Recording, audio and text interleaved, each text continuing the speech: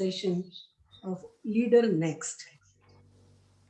Mr. Pramod Bhasin, Professor RSS Mani, all the past presidents of Bombay Management Association who are gracing this occasion, my colleagues from Jamnalal Bajaj Institute of Management Studies, all the invitees, participants, and alumni of this leadership program.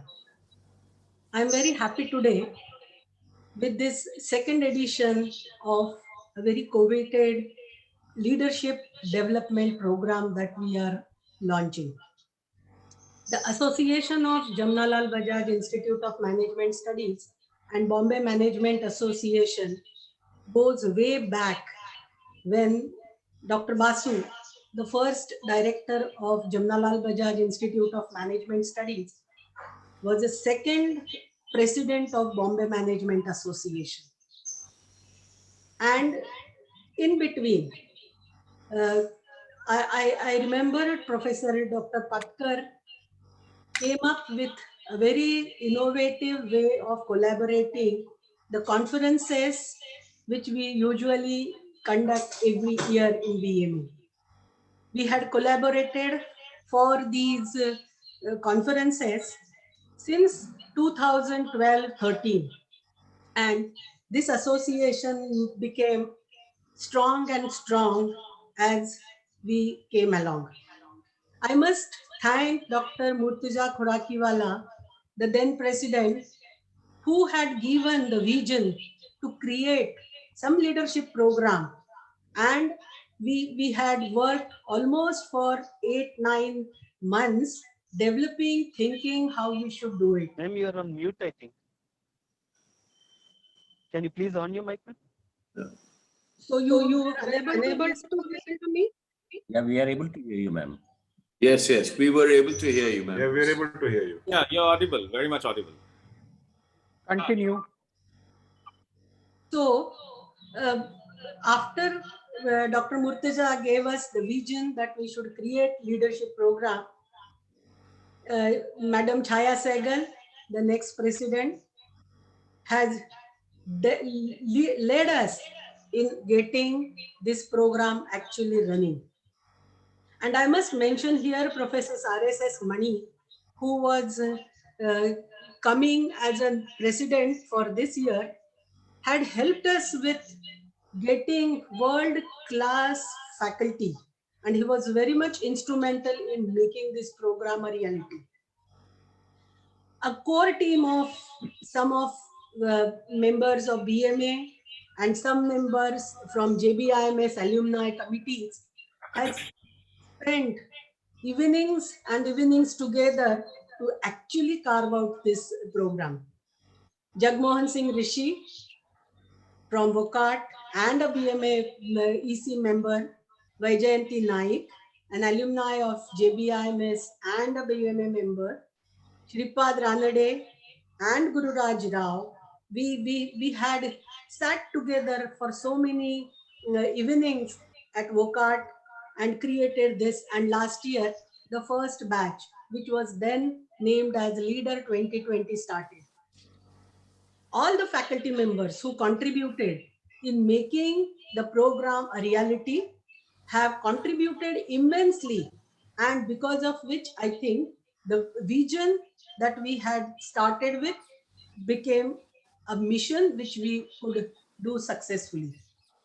I'm sure in this batch also, we are going to get support and blessings of all of you who are well-wishers of both the organizations, Bombay Management Association and Jamnalal Bajaj Institute of Management Studies, to get this also very much rolling and running. Here, the expectations are high as we are coming up with a new edition, and it is always that the first thing which we try, then it becomes improved and further improved, and we keep on growing. I think the experience that we had at Leader 2020 is going to help us to create the better, improved version of leadership program. I must thank all the organizations, corporates, and participants who have shown faith in our program and participated. I am very happy as we are creating this new venture, and I hope this will definitely keep on rolling us to the new heights. And I welcome you all to this auspicious occasion today for making this inauguration program a ceremony which is going to give us feeling that we are in the right track, on the right track, and will always get the strength from the attendance and also from the participation of all of you. Thank you very much. Thank you very much, ma'am. May I now request Professor RSS Mani, the President of Bombay Management Association, to speak a few words. Sir. Namaskar, good morning, everybody. And thank you, Kavita, for outlining the entire concept of Leader 2020 and how it grew to be Leader Next. We are indeed delighted to have you with us, Shri Pramod Bhasin ji. Thank you so much for finding the time for BMA. I think for you, BMA is very close to your heart, and I can venture to say this because we remember even for our Digital Leadership Summit last year, you had graced the occasion. And it is so unusual. You graced the occasion for the Digital Leadership Summit physically, and now you are gracing the occasion for the Leader 2020 second version, Leader Next, digitally. So I think we have tried to put to practice what lessons we learned in the Digital Leadership Summit. I'd like to also welcome some of our esteemed past presidents, colleagues on the executive committee, to this wonderful morning when we are launching off the Leader Next program. I'm particularly delighted that Dr. Laghate mentioned about Dr. K.S. Basu. And for those of us who could not attend the session yesterday evening, we launched a collaboration between the K.S. Basu Memorial Trust and Bombay Management Association yesterday evening. And we are planning with them a series of 3 conclaves to celebrate the wonderful contribution of the late Dr. K.S. Basu, both to Bombay Management Association and to the management fraternity in general. A glittering innovation conclave was held yesterday with 230 participants who were attending the wonderful sessions by Professor Ranjan Das of IIM Calcutta and Professor Rangapriya Kannan from San Diego University, United States. Those of us who missed it can watch it on the BMA YouTube channel. I would strongly recommend that you should visit our channel and learn some of the lessons that you missed yesterday.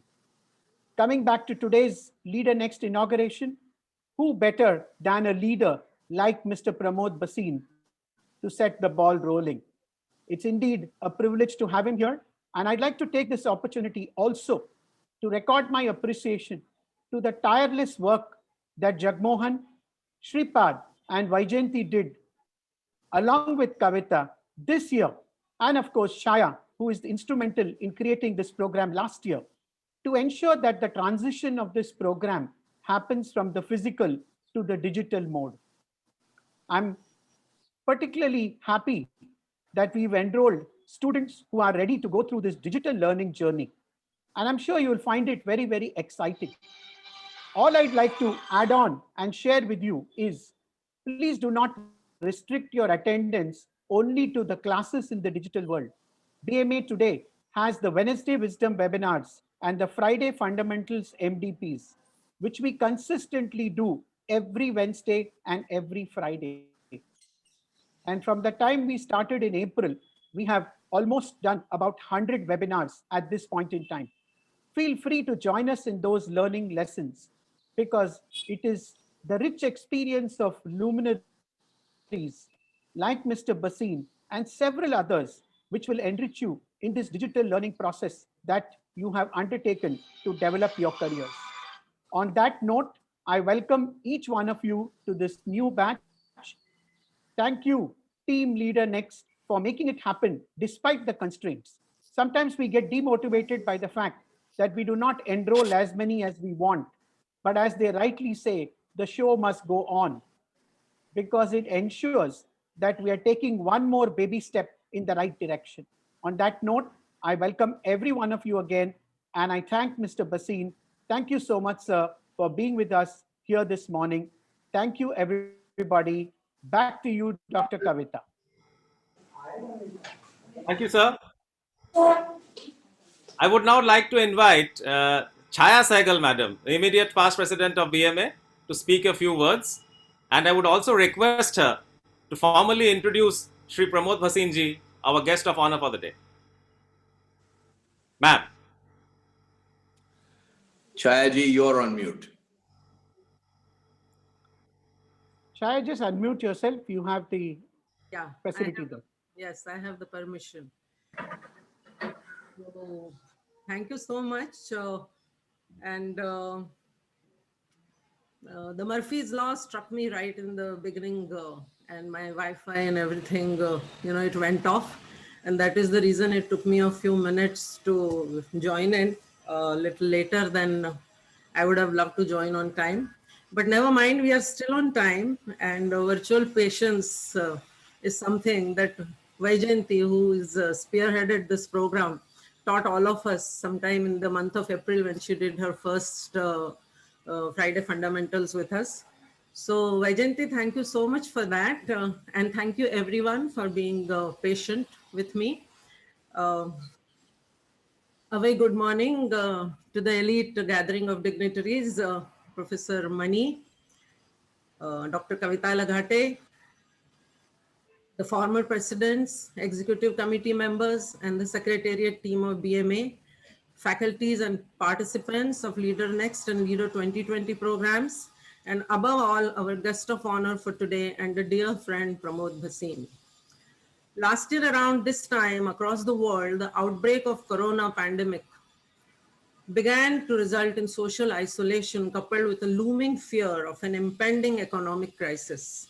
The virus brought us all down to our knees and reinforced the old lessons of discipline, resilience, frugality, valuing the basic gifts of life, such as the warmth of our home and family, relationships, and good health for survival, both in our personal and work lives. The crisis managed to reinvent education instantly. What did not happen in 10 years happened in 10 days. Business itself changed dramatically, so its management and leadership now required new thinking. The return of capital, and not just return on capital, was the way for business to be conducted during this new normal. The other day I heard Uday Kotak saying, I genuinely believe we are no longer moving to a new normal. We are moving to a world of finance, technology, and business. We are moving into a never normal world. Achieving resilience with returns will now going to require innovation in business as well as in management education and in learning and development interventions for the leaders of tomorrow. Going forward, it's going to be education in innovation and innovation in education. Leading has always been about consistency, showing direction, creating clarity, about retaining the culture of trust, the culture itself, reinforcing business purpose, and sticking to corporate values, managing paradoxes or co-holding multiple perspectives and holding opposite priorities together, such as being a driver versus enabler, optimizing revenue versus value, balancing control versus decentralization, pursuing output versus quality, going global versus local, prioritizing people and planet versus profits. However, now, it also means to have a concern for lives and not just the livelihoods. The vision, program outline, content, and pedagogy and contributors for this niche innovative leadership development program of BMA and JBIMS jointly envisioned 2 years ago basis World Economic Forum's recommendations and launched last year also evolved to embrace the altered landscape of expectations in this crisis-stricken situation from a leader to be the world-class enabler for its participants as outlined by my earlier speakers. Today in this inaugural ceremony, our guest of honor has exhibited in his almost 4 decades long professional journey the 7 C's of VUCA leadership: curiosity, compassion, conviction, courage, collaboration, character, and competence. Pramod, it's an honor to have you with us today and a privilege to introduce you to the aspiring participants of LeaderNXT, who are themselves highly accomplished performers and leaders in their own respective domains of work. Pramod is the chairperson of Clicks Capital as well as ICRIER, an economic research think tank. He was also the founder and CEO of Genpact Limited and the chairman and co-founder of the Skills Academy. Earlier, he was the president and CEO of GE Capital in India from 1994 to 2005 and GE Capital Asia from 1998 to 2001. He was with the General Electric Corporation in UK and the USA and Asia for over 25 years. Pramod is considered the pioneer of the business process industry in India. He founded Genpact in 1996 and led it until 2011. Genpact is an NYSE publicly listed global business that currently spans 26 plus countries and employs over 90,000 people. Under his leadership, Genpact also pioneered this industry in Eastern Europe, China, and Latin America. Genpact currently has a market capitalization of approximately $8 billion and revenues of over $3 billion. Pramod is currently the chairman of Clicks Capital, a financial services business in India focused on providing digital platforms and financial services to consumers and small businesses. He founded the Skills Academy that focuses on providing vocational skills for the underprivileged. The Skills Academy operated in over 15 states, principally in smaller towns and villages, to provide vocational skills training in a wide variety of skills and occupations. He served as the chairperson of CII's Skills Committee for many years and was a member of CII's National Council. He's the co-founder of Asha Impact, an organization focused on social impact investments and advocacy in key areas such as education, waste management, healthcare, and financial inclusions. He's a strategic advisor to Kedar, a private equity firm. He sits on the governing body of HelpAge India, Vishwas, an NGO for handicapped children. He currently serves on the board of DLF Limited, and in the past, he served on the boards of Bank of India, NDTV, and SRF Limited. He has been the chairman of NASSCOM and was voted IT Man of the Year by DataQuest and Manager of the Year by Ernst & Young and Company. He was also the president of TIE NCR. Pramod is a chartered accountant from England and Wales and an alumni of Sri Ram College of Commerce. So friends, let us listen to the invaluable leadership insights of a man who has done it all and done it with panache and humility. He set his sights on, be it contributing to the corporate world or entrepreneurship, pioneering the business process industry, or advocating for social impact, excelling in digital and financial domains or voluntary work. He seems to have the experience and demonstrated expertise in each one of these areas, with which he redefines the VUCA acronym: from volatility to visionary, from uncertainty to understanding, from complexity to clarity, from ambiguity to agility. Let me close this on an optimistic note by C.S. Lewis, that there are far better things ahead than any we ever leave behind. Ladies and gentlemen, presenting to you Pramod Bhasin, Chairman ICRIER, Founder Genpact Limited, and Chairman Clicks Capital. Over to you, Pramod. Thank you very much, ma'am. I would now like to invite our guest of honor, Shri Pramod Bhasin ji, to kindly enlighten us with his words of wisdom and also to guide us ahead. Sir, I welcome you. Good morning, everyone. Thank morning. you very much indeed for this wonderful privilege and this wonderful honor to be here with all of you at the Bombay Management Association and the Jamnalal Bajaj Management School, Management Studies. And it's a rare privilege. It's a wonderful honor. You invite me back after I've been here last year and year before, last year at the Digital Summit. And I must tell you that I find it quite wonderful to be able to sit here across you and talk about this, talk about my journey, and perhaps share with you a few lessons of what I've learned over my life. I'll get into that a little later. Professor Mani, Chhayaji, you've been spoken so eloquently about this new world, about the things that we all try and do. And I think you captured it very well, Chhayaji, on what this world, this post-COVID world or this current COVID world is teaching us about values, about privacy, about how we lead our lives, about frugality, about the way we need to run our businesses. And I would love to touch on those topics as well. To everybody who's listening, thank you for being here, former presidents, executive management, students, and members of LeaderNXT. I think it's a wonderful endeavor that you're doing because, frankly, there is no replacement for leadership. There is no replacement for the art and skills of leadership. As I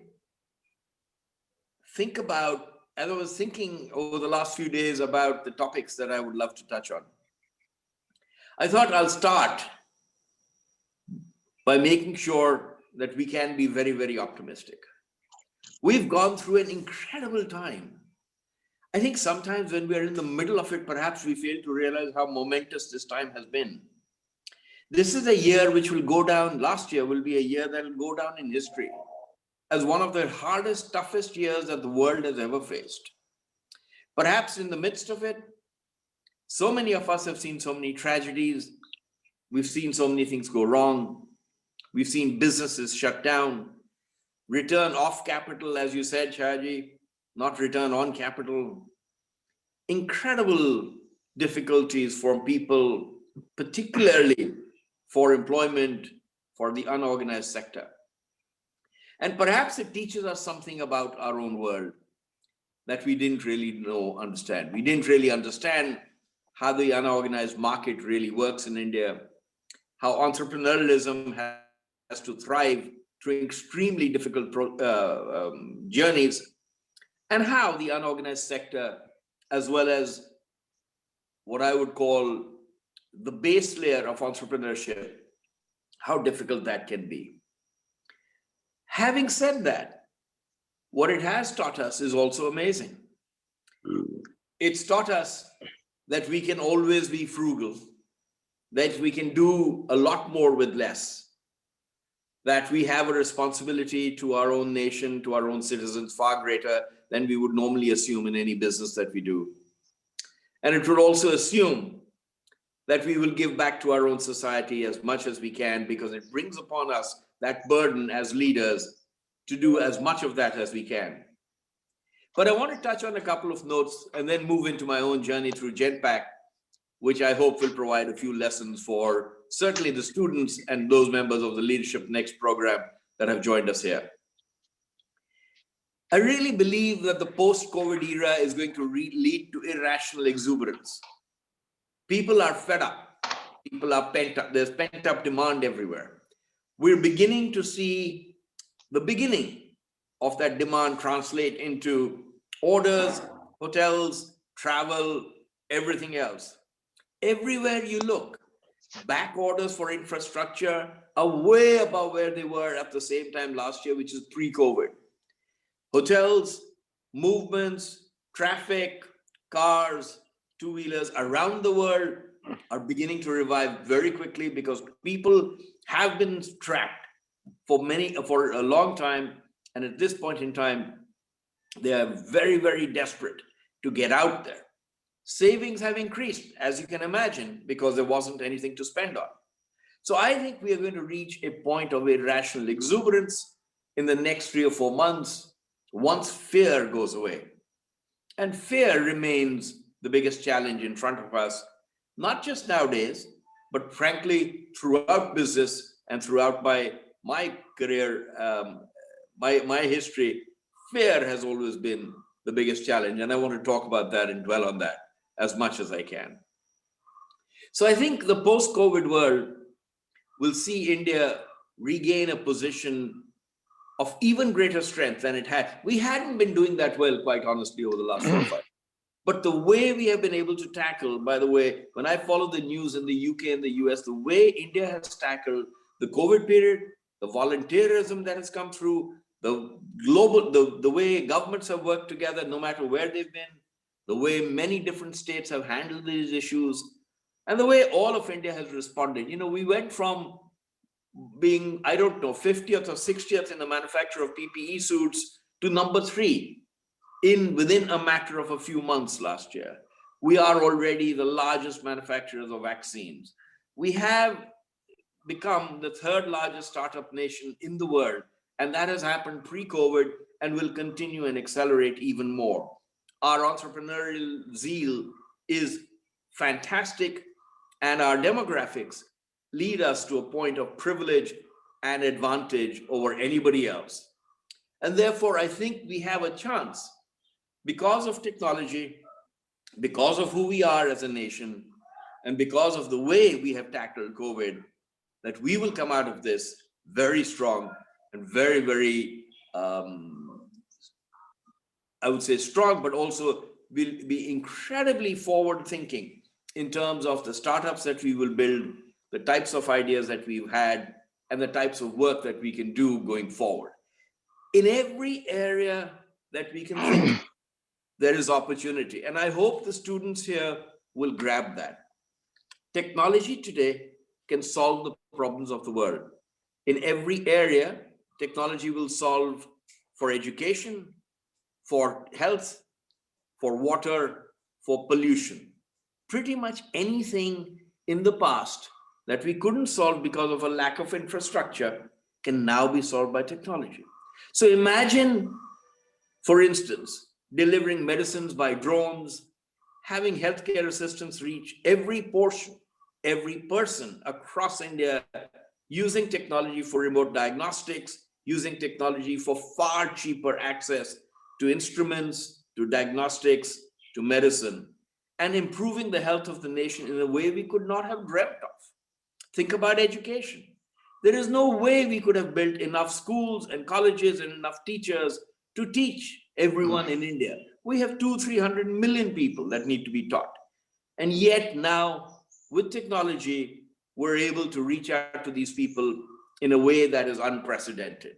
When we think about waste, when we think about energy, when we think about pollution, when we think about the use of commodities, in every single area now, I find and I look around and I see in agriculture, in farmers, in the way medicine is distributed, seeds are distributed, products are distributed.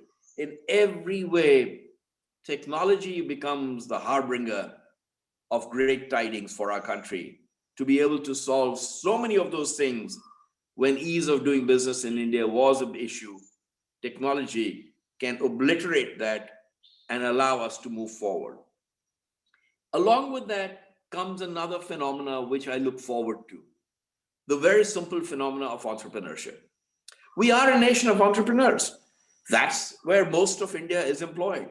They're employed in small businesses, they're employed in their own kirana stores, they're employed in a little handicraft, a little enterprise somewhere in their villages, in their schools.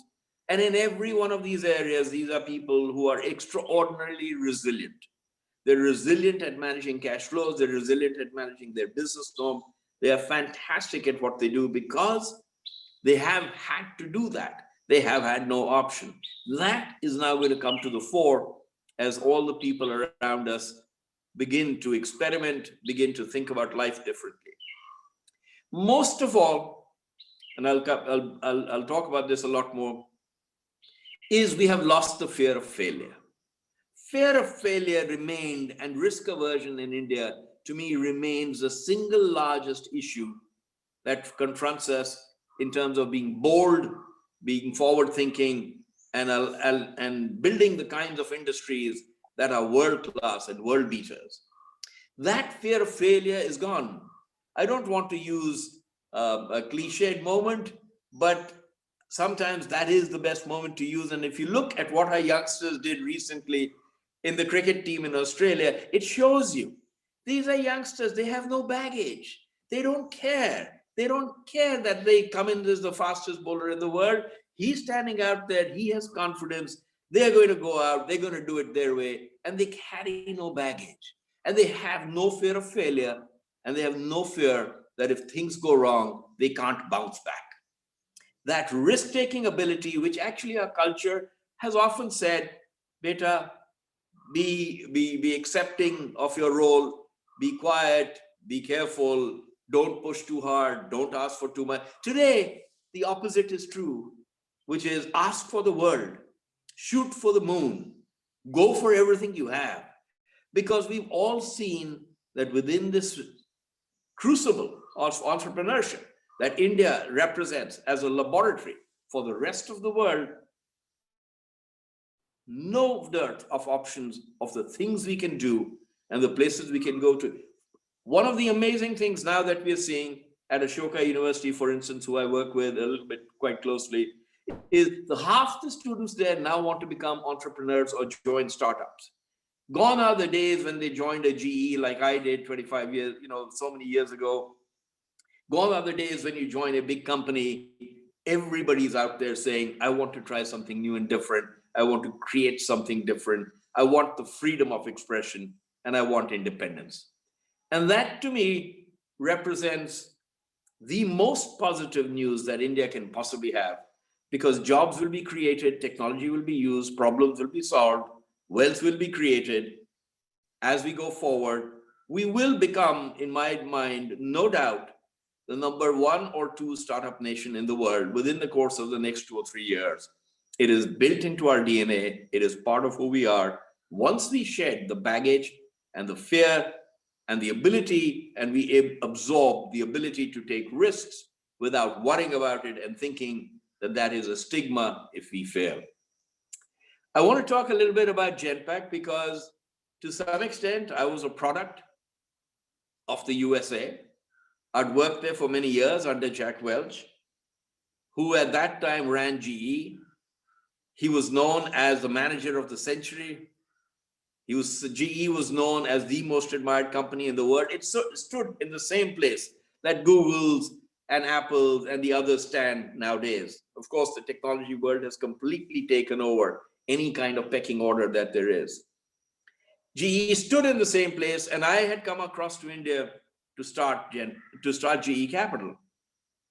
And at that time, I had this precocious idea of why can't we build a back office for the rest of the world using Indian talent. IT industry had already done that in the past. We were very intrigued by the fact that everybody was beginning to do software development in India. GE was a harbinger of this entire phenomena, because at one time GE had 20% of the revenues of companies such as TCS, of Satyam, of Wipro, of Patni. We were the pioneers in that journey, and I thought, why can't we build a back office service using the immense talent that India had to be able to serve the rest of the world? It sounds easy. It sounds something like we've taken for granted now. And of course, we have absorbed it and moved ahead. But can you imagine in those days, telling a group of people in a country 5,000 miles away that we will take all your back offices and do them in another country that they have never seen, with people they've never met, with institutions and offices and companies that they've never had a chance to go to. Most of them in the US didn't have passports, didn't want vaccinations, didn't want to be jabbed on their way to India. And certainly the prospect of losing jobs in the US at that time would have been very terrifying for many of them. And yet we were able to convince them that the quality we could offer in India and the capability that we could build in India would have been so fantastic that it was worth their doing. I will tell you some funny stories. We didn't have telecom in those days. Mobile phones exist everywhere. But in those days, we all had 2 or 3 phone lines at home because mobile phones didn't exist.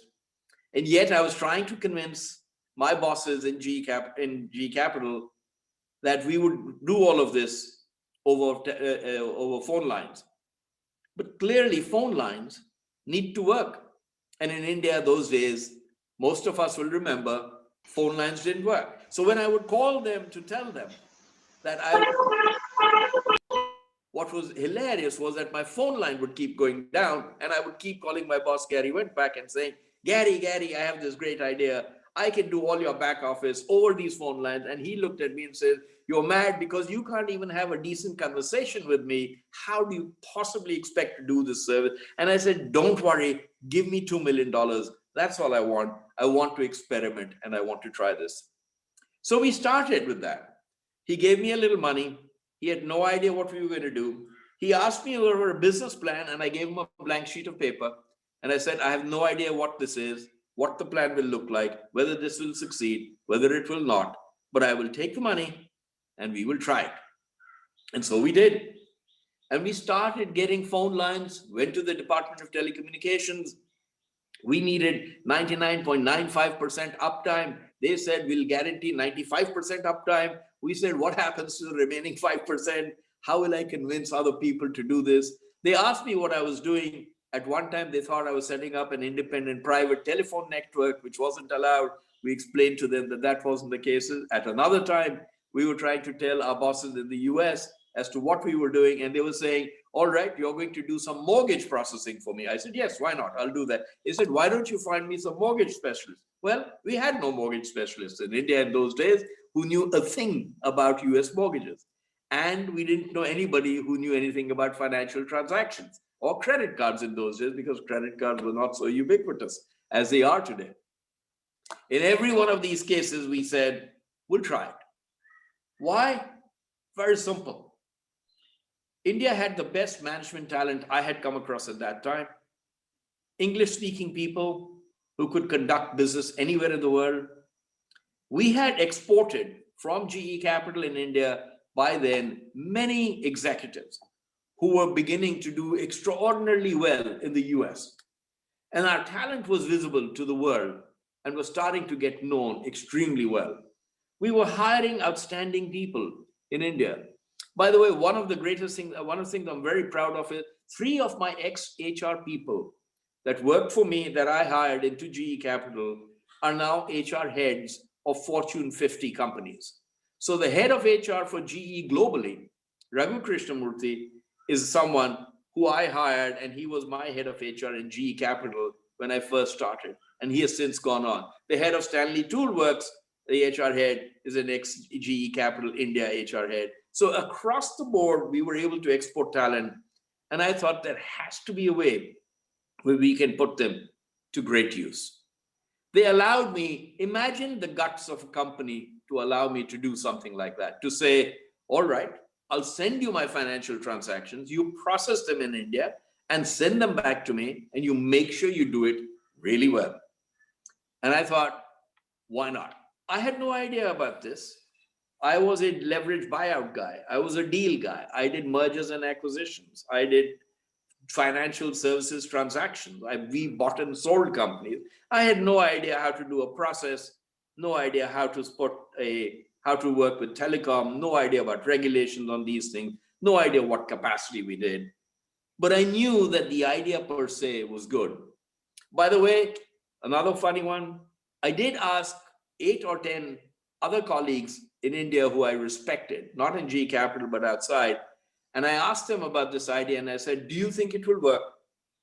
And all of them said, no, absolutely not. This can never work. Because they said the people won't have the domain knowledge, they won't have the quality, we won't be able to do it consistently, the telecom lines won't work, the infrastructure, etc., doesn't work. At that point in time, all that did was it spurred me on to even greater determination to say, I will make this happen. I will make this succeed. And that to me was a little bit of an essence of what I had gained from the US. Despite the politics of the US, which we have all learned to hate over the many years, over the last few years, and there are many things which we may consider good or bad, the fact is that country has an entrepreneurial ambition and a willingness to take risk which is unparalleled, like Israel, perhaps, or like Scandinavia. If you go to Scandinavia, people don't realize that small group of countries has global companies that rule the world. IKEA, Nokia in the past, Saab, Ericsson, You can go on and on and on. Banking, 50% of all the unicorns of Europe come from only Sweden. And Sweden, we all think of as a quiet country, small population, but thriving with energy. And the one thing the US taught me and GE Capital taught me was, you got up every day, you woke up every morning and said, what do I do next? How do I move the ball forward? What is the new thing that I'm going to attack? Because every week you would have to go back to your businesses and tell them, what is the big new idea you had come up with? Because that is the way the entire company worked. And it forced you to think about new ideas that could contribute to the business. We started Genpact with that very simple idea. They gave me $2 million. We took a small office in DLF Corporate Park in Gurgaon. We were the only, we had gone there first in 96 because I couldn't find good space in Delhi. Nothing existed in Gurgaon. It was farmland. For those of you who may have had a chance to go there, it was complete open farmland. It was the Wild West, as much as you can expect. Haryana farmers, no restaurants, no places to eat, no transportation, no place for, no offices, no buildings, nothing. One of two buildings, and we occupied them, and we took a small space. And then we went on and advertised to people for those positions. We said we'll start with simple transaction processing of credit card applications and customer requests, etc., and updates to the master files. And we brought those in, and then we started doing the work, and we advertised. We needed 21 positions filled. We advertised. We got 8,000 applications, out of which 5,000 were good. And then I knew we had a tiger by the tail. And at that point in time, we started doing this flawlessly. So we started, we realized that we couldn't afford any error, so we triple checked everything we did in very simple terms. We crowded everybody into one small floor because we had no more money. We were hiding out and overcrowding the floor, and I couldn't begin to tell the landlord at that time, DLF, as to how many occupants per floor I had, because I was clearly violating a few norms in that case. And yet the enthusiasm of doing something new was infectious. We then started looking for more space as more and more orders started coming in, and the news that we could save the US companies 40% of their costs by doing the work in India began to spread. As it spread, we were hiring people who had never been anywhere else, never traveled. We were starting to hire them from small towns, bring them in, train them, and send them overseas. Boys and girls who had never traveled, whose parents had never traveled, who couldn't contemplate the issues around how they would work in the cold, in the depths of a small town in the USA or another town in the UK, tackling subjects like reinsurance, mortgages, auto insurance, analytics, treasury management. All of these seem very, very mundane today. But I must tell you, the leap of faith that it required and those times was extraordinary. Imagine if somebody came to us, for instance, from Russia and said, they can do all our back office for all our companies from Russia 40% cheaper. Imagine how we would respond and how quickly we would say no. I can tell you, it's very funny that in our company, the finance department, I tried to get them to relocate from Gurgaon to Jaipur, and I failed miserably. They were okay expecting our clients to relocate their work from America to India, but within India, relocating our work from Delhi to Jaipur was too far, was too difficult for them to do. And it shows you the mentality with which people work. As this grew popular and we expanded the range of work that we were doing and the range of things that we were doing, it began to get known to the rest of the world. And a large part of all the companies that exist today, all the banks, many of the IT companies, IBMs, Accentures, started visiting us to see in Gurgaon, see what we were doing. At that time, we also took on a place outside of Gurgaon, an old shed. We had no other offices. We put a satellite dish up there, which is a historical monument and a cultural monument that we should preserve, which was the first time a private company was allowed to actually connect with the world outside through its own lines, through its own managed systems of telecom. And we connected with the rest of the world through that system and began talking, and that's when the call centers came up. As you all know, the call centers then exploded. The bulk of our work at Genpact was not call centers, of course, it was finance and accounting, banking operations, etc. And we started hiring people and expanding.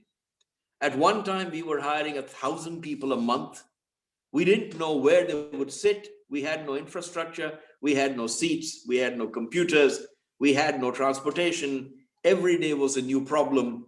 Every day was a new situation, because every day we would wake up to figure out what the problem was. The telecom systems were down. The generators were down. The building was down. The people couldn't get to work. There was a flood on the road. There was a strike somewhere else. And yet we had committed to 24/7 uptime to our clients. Therefore, managing through that gave us resilience. It made us pioneers. It gave the entire management team a spirit of problem solving, a spirit of never saying die, which still is a very singular part of the DNA of Genpact as I look back on it today. We then expanded quickly. We went from 800 to 2,000 employees to 5,000 employees to 10,000 employees to 15, 20,000 employees, spreading out. One day, the head of GE in China called me up and said, Pramod, in China, we have a place called Dalian, which has a lot of Japanese-speaking Chinese. And do you think you could come and help us build a back office presence in China that was very similar to what we had done in India for the English-speaking world? Except this time, we would be facing Japan and serving Japanese companies. Again, without knowing a thing about China, without knowing a thing about Dalian, without knowing a thing about how this would respond to, how Japanese customers would respond to it, we said yes. We didn't know a thing. It was just a phone call. And I put 3 people on a plane, a young lady called Anju Talwar at that time, who I remember, who was a vegetarian, but wonderful, pioneering, no fear. And we put her on a plane with a couple of colleagues and said, go and find out what's happening. Dalian is in northeast China. In winter, the temperatures are -20. It was a place that had never seen an Indian before. They had no idea what vegetarian was, which they presumed vegetarian meant you could eat fish of any kind, and you could put, a stock of any kind of non-vegetarian food in any food that you ate. The concept of vegetarianism didn't exist. They had never seen Indians before. It was quite uncanny, because they would follow us as we walked down the road, the Chinese, with their inevitable curiosity. Met the mayor, asked the mayor what they wanted. They asked us what they wanted. And we said, we need a building. We need a telecom license. We need electricity. We need connectivity. And we need to be able to tap into Chinese students who speak Japanese from your colleges. China, being China, had that ready for us within a month, or 3 months, I think, in total. By the time we went back, the building was ready, the office was ready, the connections were there, everything was there. And the mayor was there saying, okay, we're ready for you. Now, please, how do we get started? So we started in China, and we started serving Japan. And this was a bunch of Indians teaching Chinese students who didn't understand any English, who only spoke Japanese and Mandarin. And we were teaching them to do business for Japanese people who only spoke Japanese. This was true globalization at the best of times, and represents, honestly, one of the great achievements we've had. I've been to China about 50 times through that. We have 7,000, 8,000 employees there. It is a remarkable country. No matter that we hate its politics, and we should for many reasons, but in terms of industrialization and everything else, China is a miracle. And what they have achieved, if you go to Dalian today, Dalian has converted into this metropolis, huge place. It's on the coast. It has its golf courses. It has its offices. It has amazing, vibrant infrastructure now, because once GE and Genpact showed up there, the rest of the world followed. IBM followed, Accenture followed, Dell followed. everybody started pouring into Dalian. And from there, we started making it a hub. From there, we moved on to Budapest, to Bucharest, to Guatemala, to Colombia, to Brazil, to every part of the world, one by one, going to those places where from Budapest, we could serve all of Europe. From Bucharest, we did even more because Bucharest was cheaper than Budapest. We went to Cluj. We went to all these different parts of the world and basically started teaching people how to do this, setting up our own operations to the extent that Genpact is now 100,000 employees and $4 billion in revenues, and 26 countries around the world serving customers anywhere in the world. It's a remarkable journey over the last 20 years because we could have never imagined the size and scope and scale of what this industry would become. And that is true for most startups and for most ideas. At one time, I remember being asked when I was hiring a new CEO to come into Genpact. My current successor, the person who runs Genpact today, is a gentleman called Tiger Thiagarajan. And I called him and said, Tiger, I was hiring him that day 15, 20 years ago to run Genpact. And I said, one day, Tiger, Genpact will be 2,000 people strong, maybe even 3,000. And that was the extent of our ambition. And of course, today it's 100,000 people strong. And it grew. And it grew very fast. It became a public, we spun it off from GE, it became a public company, and it has gone on from there. But for me, the lessons of that were all along the lines of luck and timing, as well as the fact that it was guts. We had guts. We didn't say no. We were ready to solve every problem. Foolishness and naivety was a major part of who we were. I remember lots of clients asking me, lots of people asking me, Pramod, you've never done this before. And I would look at them and say, you know, nobody in India has ever done this before. So let's move on. Let's not worry about what has or hasn't been done before. We couldn't hire anybody who knew the domains that we needed. So we found surrogates. So if we wanted to run a customer service business, we would go out to hotels all over the world. We would go out to customer service representatives and entice them back. We had students, we had employees who had never traveled overseas. So we had full departments which were engaged in helping them get passports, helping them think about what life in the West was like, helping them understand what food would be like, how to behave, what to do, how to live, and then come back safely and continue to do the work. It gave the country and these people confidence. It transformed who they were in terms of their body languages, in terms of their mentality, and it gave birth to new cities and new towns. Gurgaon, can you imagine the impact this has had on Gurgaon? The impact on its residents, the impact on the students, the impact, the wealth that has been created, all the homes that have come up, all the other vendors who are there to support us, transporters, food, telecom, equipment, every part, hospitality, office buildings. We watched the economics of capitalism explode around us. It's transformed Gurgaon, Pune, Jaipur, Hyderabad, Bangalore, all the cities outside Mumbai. It has transformed so many parts of India in ways that we could not have imagined. But for me, the central lessons remain what I would suggest we all think about, but this is for the students, of course. And I hope you'll be able to think about this. There is no fear of failure, and there is no fear worth having, which we cannot defeat. More than ever, more than today, more than ever in the past, you have options which none of us ever had. We never had these options to try different things, fail, and come back. Today, I look for resumes which show me that people have failed or show me that people have tried, didn't succeed, and it fell apart. It tells me they are resilient. It tells me they will persevere. It tells me they will solve for problems. It doesn't tell me that I don't want people who took the easy route, who took the easy route, moved up the ladder, sat complacently in the middle of that, and let that happen. Today of all days, when capital is available, technology is available, ideas are available, you can do all of that. And you can grab these opportunities to create new businesses.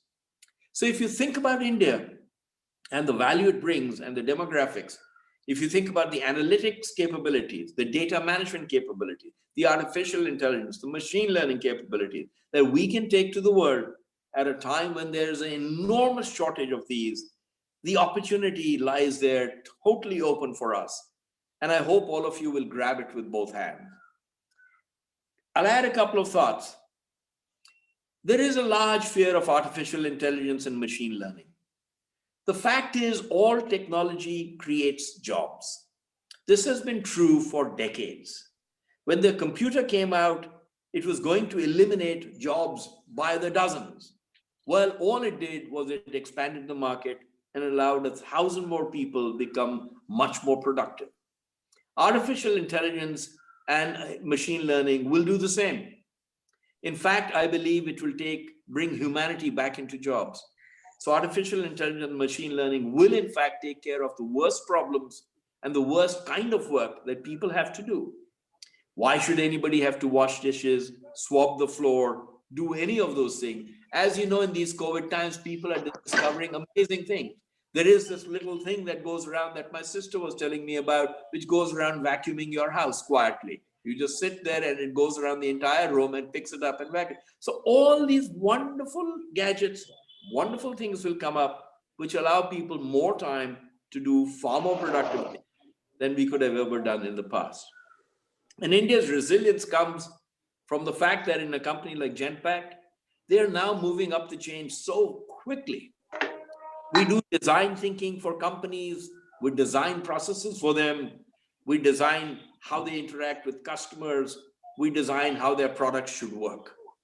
Analytical and database management for entire companies, for pharmacies, for pharmaceutical companies, for retail companies are things that we now do very productively and extremely well. Indian brains are everywhere, as you know, and they are most of all present right here in our country. And in fact, it is that freedom and independence that technology brings that will bring you the kind of opportunity that, because what you need to do is create something sitting in a room without necessarily building out all the infrastructure and everything else that we need. I do believe employment and jobs will be created most through this, but my lessons at Genpact were very clear. If you have a good idea, you have to commit to it. There will be 1,000 naysayers. Don't listen to them. Don't ever listen to them. Find your own brand of leadership. Leadership is different, and the best definition of leadership is what Peter Drucker said many years ago. He said, the only leader I can define is one who has followers, because leaders come in all shapes and forms. So there are 1,000 people who will give you advice about leadership. Don't listen to them necessarily. You will be your own person. You will be your own competitive edge. You will have your own strengths and weaknesses, and your leadership module has to come from that. But most of all, recognize, I hope, that in a country like India, we have an opportunity of a lifetime, because we have so many gaps in our systems here that you could fill with new products, new designs, new technologies. And at the same time, we have an opportunity to serve the world in a way that we've never had before. I hope we can grab it. I wish you all the best. Thank you for listening to me. I hope it's been somewhat interesting. I'm sorry I've taken probably a lot longer than I should have. But with that, I'll turn it back to you, Professor Mani and Chhaya, and thank you very much for this opportunity. Thank you so much, sir. It was outstanding listening to you. I hand over to Survashish to continue. Thank you. Very much. Thank you very much, sir. It was such a wonderful listening to you about the life's experiences, about various different leadership examples that you took us through. Really, really, thank you very much, sir. Pleasure. I would like to invite. It's very quiet. It's hard to know how the audience is responding on Zoom, but I appreciate the chance to be able to say these words. Thank you. Sure, sir. Thank you very much, sir. May I invite a couple of questions from the participants and the esteemed guests present here, if you may wish to ask something to our guest of honor, Shri Pramod Bhasin ji. While you do that, just a request to everybody, you have been allowed to unmute yourself, but please keep yourself muted. We are hearing a lot of background noise, which is rather disturbing. May I request everybody just unmute and speak, otherwise mute yourself. Thank you very much. Mr. Bhasin, I must thank you for your enlightening talk. What I really liked about you is, you have rekindled my thinking of go getting it done types. I've been an entrepreneur sometime, you hold yourself and saying, "Arey yaar, ye kya bolenge log" types. And I think you've just unlocked one small portion of me which was just holding on. As I keep on telling me, I mean, I was driving with my handbrakes on, so I think I've just to let them go. If I have achieved that, that in itself is worth it, because I think in our culture, I will be honest, in India, there is a lot of restraint that we place, but to be content, to be happy with what we have, to accept what we have, to live with what we have. And my words are the opposite. I drive everybody in my family mad. I drive most of my friends mad, because my words are, never lose that edge of impatience. Patience is not a virtue. Every day, wake up in the morning and fight for something new. Wake up in the morning, fight the system. Wake up in the morning and try something new, and never stop. And I think, to me, that's part of what life has to be about, because there is no joy. There is a joy to be content, but perhaps at a much later stage in all our lives. In the meantime, there is way too much to do. Professor Mani, I'm MD Agrawal. I want to ask one question to Mr. Bhasin. No? Go ahead, please. Go ahead. Mr. Bhasin is an outstanding, mind-boggling talk which you have delivered, and a lot of learnings. I have one question that, the GE was very passionate, and I will say the early mover in the analytics field, and where we see in the industry the excellent product like GE Predicts. But the success rate of GE Predicts adoption in the industry is not as we used to think 4 or 5 years back. What was the reason? As your talk is one of the indicators that technology is one of the the key game changer, and this is what Jeff, your CEO Jeff, thought about that. And I have read a lot about this, but we don't see that sort of revolution which GE Predicts could do. That is that GE Predicts could not that time adopt the techniques like the Watson has done in the IBM, or what you must be having some first-hand kind of information or some knowledge about that. Well, I don't know it very well, I must tell you, because I left Genpact and GE a long time ago. But of course, I do hear about it, and I've talked to people about it. The CEO of GE after Jeff Immelt, John Flannery, is a very close friend, and he used to work for me for many years. I do think, though, that after Welch, when Jeff Immelt was appointed, there was a period of time when leadership really didn't work out very well. And a lot of the best people of GE left. And to me, that's always been a warning sign that when good people leave a company, you wonder what's happening. On Predicts itself, from what little I know, and please take it with a huge pinch of salt because I don't know enough about it. My belief was it was trying to solve too much for too many people. It was trying to boil the ocean, solve for everything. It became too complicated. So unlike a new startup, which is what it should have been, it became a more bureaucratic, very complex system and too expensive. Many of these things you have to, the current day methodology, especially driven by design thinking, which is the entirely new way of thinking that has been driven by Stanford D School, the design school there, and now which is cuts across the world, is you go out, you try, you test, you fail, you come back, you try, you test, you fail, you revamp, you retry, and you get better and better and better. Instead, Watson did the same thing, as you know, in IBM in the initial days. It took a very long time for Watson to become this successful, because it was too big, too complicated, too expensive, and too difficult to adopt. And I think that's a lesson for us that the startup world has taught us, which is you have to perhaps start smaller with applications that really work, with enormous flexibility of technology. So if technology in predicts wasn't flexible, i.e. you couldn't use it by module, you could only use it in one large sweep, etc., these become burdens. The world's expectations have changed. Nobody's willing to sit back and say, okay, I'll try it for many months and then see, and I'll spend a lot of money and time on it. Now people want results instantaneously. And people want to see, is it working or not? Technology, if I may say, is ubiquitous. Technology is no longer going to be the key competitive differentiator. It is the application of that technology. Because technology now will become, in my view, over time, like electricity. You will plug and play it. You will use it in any way you want and the way you want it. The question is, what do you do with electricity? Do you create an iPad, or do you create a lampshade, or do you create a light bulb, or do you create something, or do you create a toaster, or do you have a car run on it? So I think that change in mindset has to happen, where technology becomes just the foundational element. And I don't know if predicts did that adequately or was flexible enough. And I think it became a giant dinosaur, unfortunately, at that point in time.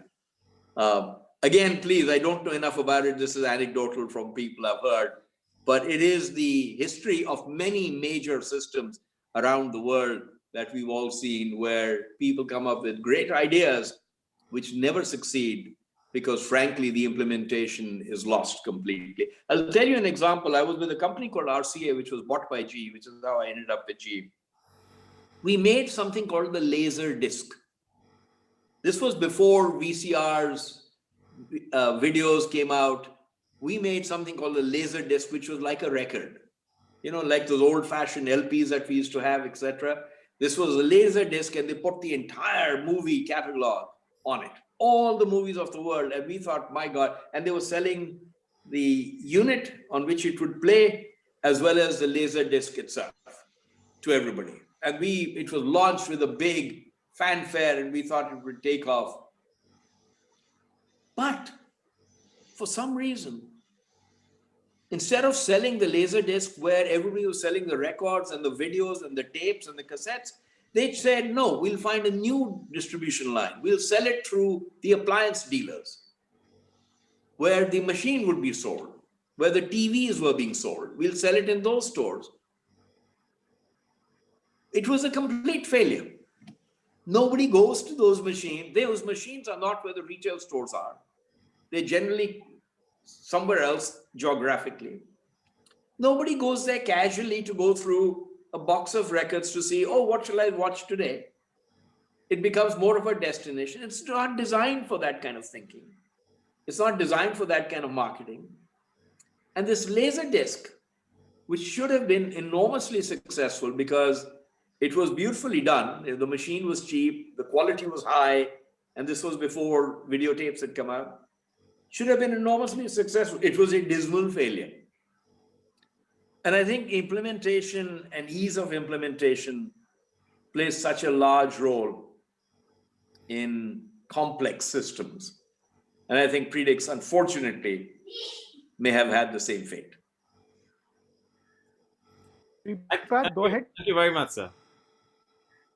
Mr. Bhasin, thank you so much for everything that you said. I'm one of the faculty, and I will be speaking to the students about personal vision. And in that context, on behalf of the students, the question I have for you is, what personal advice from your journey could you share with all of us regarding how to develop yourself as a person, and whether it's important to have a personal vision or you can just ride along? You can help people with IT with stress. Sorry. Right. Personal vision. Very good. I thought there was some interference there. No, I think interesting question, right? So I must tell you, I didn't really have a personal vision when I was growing up. I gone to London. I wasn't a great student. Studies didn't interest me. I was a mediocre sports person. I played cricket. I will tell you that things like I learned how to fight, I think, because we were poor students. We didn't have that much money. And as a chartered accountant, you know, you didn't earn that much in those days, and that's all the money we had. I used to play cricket, and I was a spin bowler in cricket in London. Being a spin bowler in London is a terrible thing, I promise you, because the wickets are bad, they don't turn, it rains all the time, the ball is wet. It's the worst of times, because for those of you who follow cricket a little bit, it is the toughest job is to be a spin bowler, left arm spin bowler in London. And we used to play cricket against West Indian and other people who were very, very good. And so we learned the art of perseverance. We learned the art of adaptability. We learned the art of flexibility. So if anything, I would say to people, personal visions will develop over time, perhaps. If you have one today, wonderful. If you don't have one today, it's okay. It will develop over time as you see and get exposed to the rest of the world. And then your preferences will develop. We tend to try and choose a little too early, I believe, in terms of what we like and what we don't like. And the one thing I've learned in my life is defining what we like or don't like too narrowly actually just destroys our own options. And if we keep as many of our options open as possible, we're better off, because then we get to pick and choose, as opposed to feeling the pressure to say, I like this and I don't like this. Well, we like it all. I haven't been to a country I don't love. I haven't had a food that I don't enjoy. I haven't traveled to a place that I didn't enjoy. I haven't had an experience. I've had very few experiences that I didn't love in some fashion. I went to Bahrain for a couple of years to live there. I thought it was difficult. Within a month, I had made a circle of friends. We were diving, and I learned scuba diving in the Persian Gulf. We were running around on the sand. We were doing exercises on the sand. We were doing all kinds of activities. I was playing cricket with them. You know, you can make the best out of anything. So one, the glass is always half full. Always, always, always, always, right? It doesn't matter where you are. The glass is always half full. It is never half empty. Two, perseverance and stamina, I think, matter a lot. I do find people, if they can live and fight through, and not necessarily fight, but just have the perseverance to see their ideas through. Sometimes it takes time. Sometimes it takes effort, which you don't have. Sometimes you feel like giving up. But being able to grab and build that perseverance and stamina behind you is very important. But adaptability and flexibility, the ability to say, no, one of the great things about America, by the way, is just that. They pick up and move very quickly. They change very fast. If something happens in one part of the world, they will move to another part. Industries will change their direction very quickly. They're not wedded to the past. Perhaps they are unburdened by history. Perhaps they are unburdened by the kinds of cultures we have. But at some level, we also need to learn to change and adapt to new surroundings and recognizing that reality. I find a lot of people insist on recognizing, on not admitting failure. There's nothing wrong with failure. I have failed 1,001 times. I have failed miserably. I started the Skills Academy. I thought I would be very good at that. I thought we'll open a new chapter. Well, it didn't work. It failed. We had to shut it down. I lost a lot of money. It's okay. It's okay.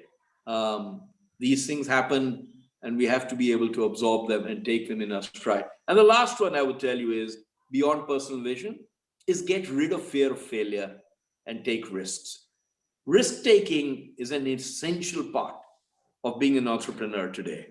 The ability to go with something that you're convinced about and take the risks, knowing that you today have a fallback position. The fact is that when you're here with Bombay Management Association, Jamnalal, Bajaj, you're already representing 1% of this nation.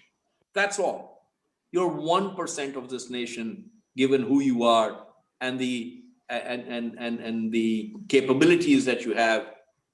And the fact that you've already reached this point means you are so selectively few that you will always have the options you want in this world. So don't fear it. I promise you, I didn't have a personal vision. I was a really bad student. So if that helps, I failed my chartered accountancy exam very happily. My father was very upset because my cousin and I used to study together in London. He came first and I failed. And my father and his father used to play golf. And I remember my father telling me, he said, what should I tell my friend? Because he just told me his son came first. I said, and I told my father, I'm sorry, I failed. My apologies. But I didn't really care at that time. I'm not suggesting you fail your exam. Please, that's not the point. That's a bad idea. But the fact is, success has 1,000 definitions. So does leadership. It comes in 1,000 different forms. Recognize your strengths, if I may say. Know who you are really well. And I think that's a myth that most people miss. Know who you are. Look in the mirror and say, who am I? What am I good at? And then adapt and build for everything else that you're not so good at. And compensate for that by working with other people who are good.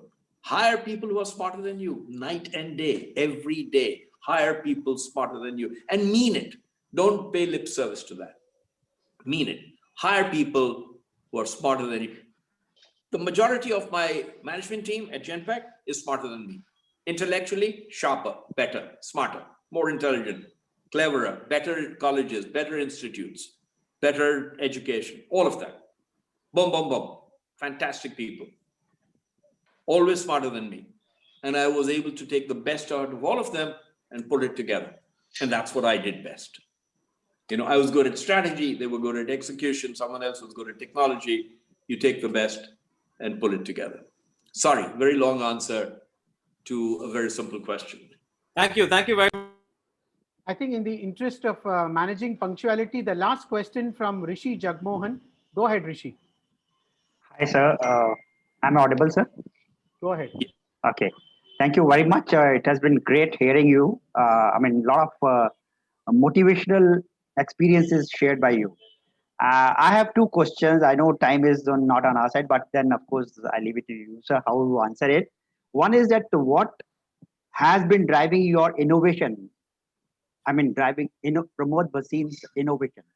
I'm not talking about the earlier part of your student life, but when you became the CEO of Genpact, and of course you were rolling it out, what kept you moving? What is the DNA of that CEO, which kept you going for that innovative ideas and expanding globally?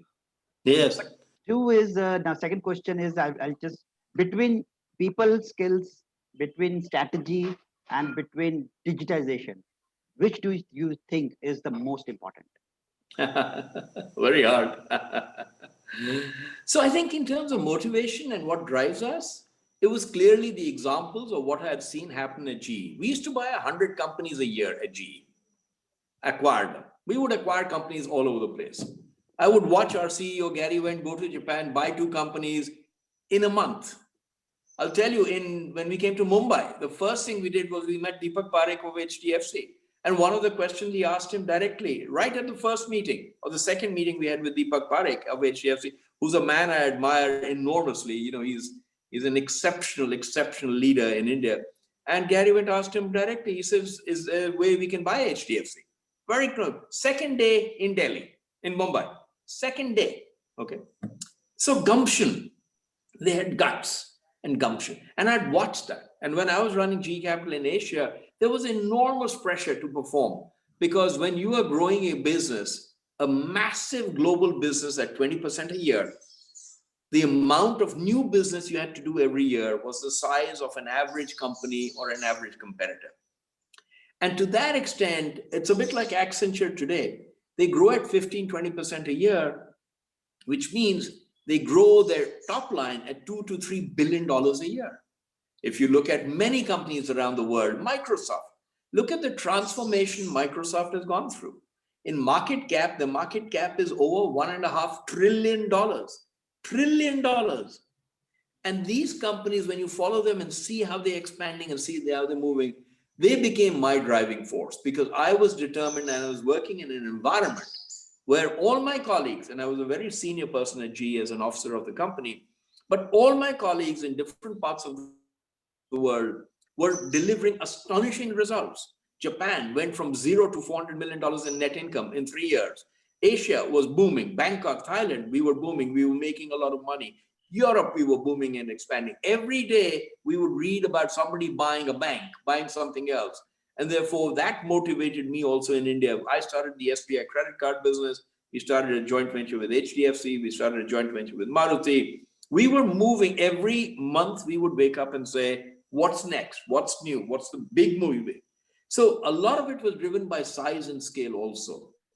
It wasn't okay to open 2 new branches. It wasn't okay to open a new product line. What was okay was start a big new business which could become $1 billion plus.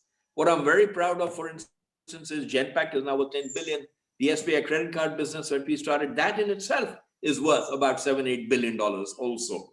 So the amount of value creation has been terrific. Hopefully with Clicks Capital, we will also create a business which will be worth billions. And I think that value creation and that drive to do something scalable and of size has always driven me. And I think that's always going to be driven by the comparatives you have around you, by the people you meet, by the motivation you get from those people. If you ask me about strategy and digitization and people, honestly, it's all about people and strategy.